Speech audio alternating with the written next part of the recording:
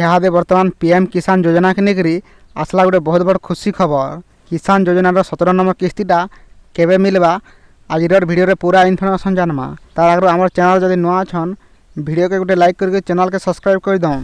देश में सरकार गठन है चाषी मान को बहुत जल्दी मिली जा खुशी खबर।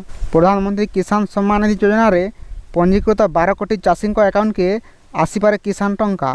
देखार गले पीएम किसान योजनार 16 नंबर किस्ती टंका गला फेब्रुआरी मास समस्त को मिली थिला। ई टंकाटा प्रति 4 मास थरे लेखान सबु चाषी मान को मिली थीसी। फेर थरे ई जून मासे 17 नंबर किस्ती टंका आसबार के जाऊे।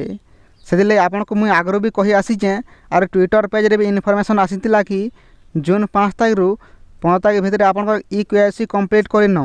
EKYC जदि आपन अपडेट नहीं करबे ताले आपन 17 नंबर किस्ती 2000 टंका पावान वंचित हेबे।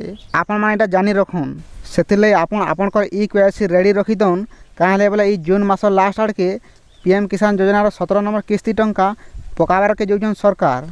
आपन माने चाहले निज ना आसीजे कि नहीं निजे मध्य चेक करि पारबे। पीएम किसान योजनार ऑफिशियल वेबसाइट के जाई करी आप माने निज ना देखि पारबे 17 नंबर किस्ती रे आसीजे कि नहीं जे।